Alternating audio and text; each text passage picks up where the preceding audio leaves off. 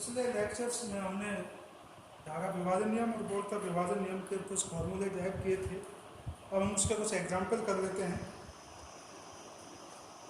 पहला हम देखते हैं, इसमें सीरीज क्रम में R1 R2 लगे हुए हैं जिनकी वैल्यू 4 ओम और 5 ओम है। उनमें एक 2.7 एम्पियर का धारा स्रोत लगा हुआ है। तो यहाँ से जब धारा हमारी मान लीजिए I प्रवाहित हुई, I का मान है I = 2.7 एम्पियर। यहाँ से प्रवाहित हुई, यहाँ तक हमारी धारा पहुँच गई I और यहाँ से धारा को दो रास्ते मिलते हैं, R1 और R2। यहाँ धारा हमारी दो भागों में विभाजित हो जाएगी। इसको मान लीजिए हमने दे दिया नाम I1 और ये हो गया I2। तो हमें I1 और I2 की वैल्यू निकालनी है। तो I1 का हमने फॉर्मूला देखा था, I1 = था R2 upon R1 plus R2 multiply I, जबकि I2 का मान था R1 upon R1 plus R2 multiply I। अब हमारे पास ये सारी चीज़ें उपलब्ध है, हम मान रखेंगे और I1 और I2 का मान हमारे पास उपलब्ध आएगा। देखिए जरा, I1 = R2 की वैल्यू है 5, R1 plus R2 4 plus 5, I की वैल्यू 2 मल्टीप्लाई 2.7। तो हम इसको 5/9 2.79 से ये कटेगा 0.3 वाट। 0.3 वाट। तो I1 की वैल्यू यहाँ से निकल के आती है 5 मल्टीप्लाई 0.3 यानी 1.5 एम्पियर। तो यहाँ से I1 हमारे पास आ गया 1.5 एम्पियर।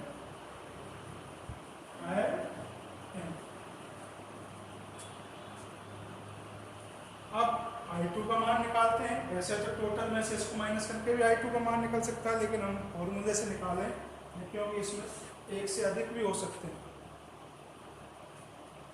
तो I2 = R1 का मान 4/5 प्लस 4 मल्टीप्लाई 2.7 = I2, ये कटेगा उसी की तरह 0.3 वाट।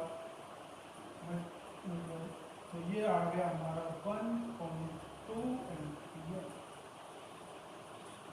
यानी कि ये कैलकुलेशन में भी हमारे दिख रहा है कि जो प्रतिरोध का मान अधिक होता है उसमें धारा का मान क्या होता है, कम होता है। I2 का मान 5 है, R2 का मान 5 है, तो I2 का मान 1.2 आता है, जबकि R1 का मान 4 है जो इससे कम है, लेकिन I1 का मान अधिक आता है, 1.5 आता है। क्लियर है।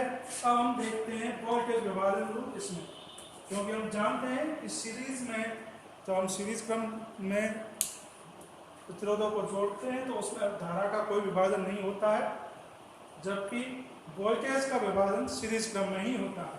हम मान लेते हैं यहाँ हमारा V1 है, यहाँ V2 है, दोनों के सिरों में वोल्टेज ड्रॉप आउट इतना होता है।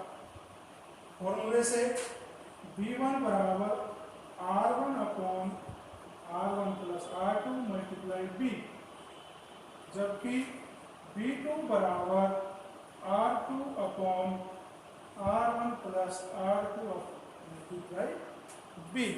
रखिए जरा मान, R1 का मान है 3 मल्टीप्लाई 3 प्लस 6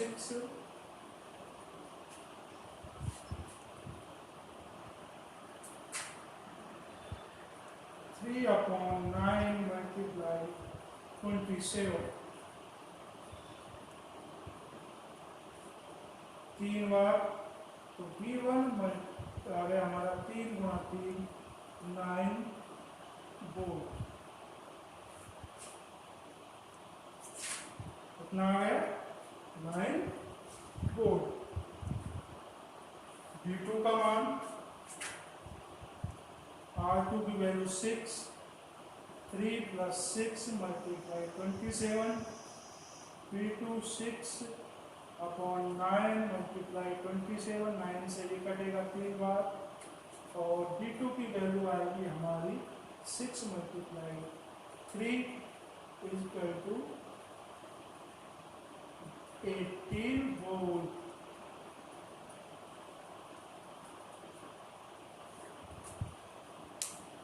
यानी कि जिसका प्रतिरोध का मान कम होता है उस पर धारा का मान, वोल्टेज का मान भी कम आता है, क्योंकि ओम के नियम से हम जानते हैं V = I।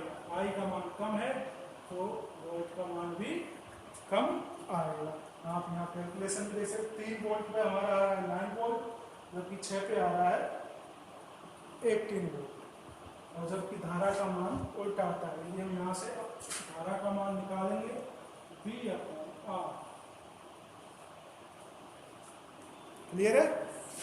तो अब जाकर हमारे जो सर्किट एनालिसिस में इम्पोर्टेंट नियम थे, परिभाषाएं थी, जो आवश्यक सूत्र थे, जो बेसिक जानकारी थी, वो कंप्लीट हो चुकी है। अब हम आगे सर्किट एनालिसिस का हमारा यूनिट का सिलेबस शुरू करेंगे, जिसमें पहला है किरचॉफ्स लॉ।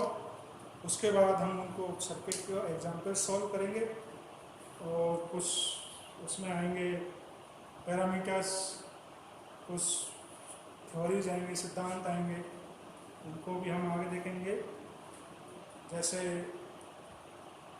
थेवेनिन थ्योरम है, नॉर्टन थ्योरम है, सुपरपोजिशन थ्योरम है, मैक्सिमम ट्रांसमिशन थ्योरम है, इस तरह के थ्योरम है। लेकिन सबसे जो इम्पोर्टेंट है वो अब तक का काम है। यदि आपने अब तक के जो लेक्चर्स देखे हैं तो आपको उन थ्योरम्स को समझने में कोई दिक्कत नहीं आएगी। तीनों जो है Ohm's law, current and voltage division rule, division rule, और परिभाषाएं, ये सब आपको क्लियर होनी चाहिए, तो आपको सर्किट एनालिसिस में कोई दिक्कत नहीं आएगी। धन्यवाद।